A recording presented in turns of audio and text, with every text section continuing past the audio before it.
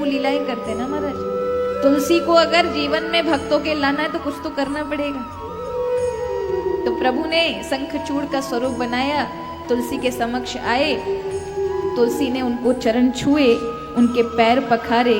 अब वो कहते ना, पर पुरुष का हल्का सा स्पर्श होना भी पतिव्रता धर्म से अलग हो जाना था। तो यहाँ वो असुर मारा गया, लेकिन तुलसी कोई साधारण नारी तो थी नहीं महाराज, पतिव्रता थी। पहचान लिया और पहचान के कहा, एकदम अलग हो गई, कौन है आप?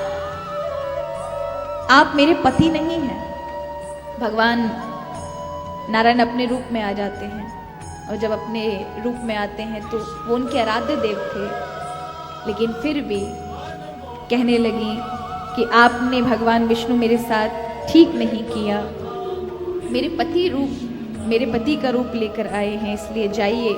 आपका हृदय बहुत कठोर है, मैं तो कोमल समझती थी, आप पत्थर के हो जाएंगे कलयुग में। प्रभु ने श्राप स्वीकार कर लिया, इसलिए प्रभु शालिग्राम बन गए।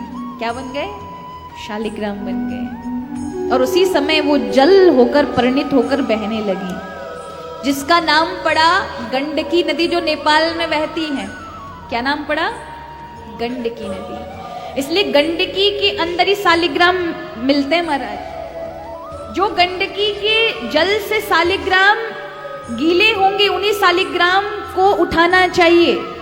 जो गंडकी नदी से बाहर बिना जल के पड़े हैं, वो पिंगल नाम के शालिग्राम हैं, उनको नहीं लेना चाहिए। हमेशा गंडकी नदी के अंदर से जल में मगन शालिग्राम को ही निकालना चाहिए। वह शालिग्राम सिद्ध शालिग्राम होते हैं महाराज। गंडकी नदी के शालिग्राम की सेवा करने से, इसलिए जितने भी हरि मंदिर होंगे, राम मंदिर होंगे, सब में शालिग्राम गंडकी नदी वाले होते हैं। बिना शालिग्राम के मंदिर सिद्ध नहीं होते महाराज। किसी भी मंदिर में चले जाओ आप, भगवान कृष्ण के मंदिर चले जाएं, राम मंदिर चले जाएं, शालिग्राम के बिना सारे मंदिर सूने हैं, क्योंकि निराकार रूप में शालिग्राम ही विराजमान है। उसी प्रकार भगवान शिव की सारी मूर्तियां, जो प्रतिमा है, सिद्ध नहीं होगी अगर शिवलिंग निराकार रूप में वहां नहीं विराजमान होगा। इसलिए बड़ी महिमा है शालिग्राम भगवान की।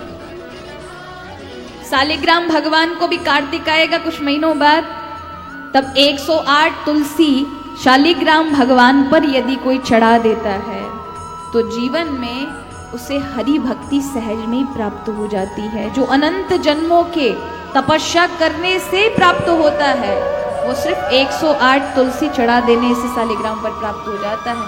और उस पर यदि कोई विष्णु सहस्त्र नाम का पाठ करके चढ़ा दे तो उसके पुण्य की बड़ाई नहीं की जा सकती। भगवान वाके दास होके पीछे पीछे चलते हैं।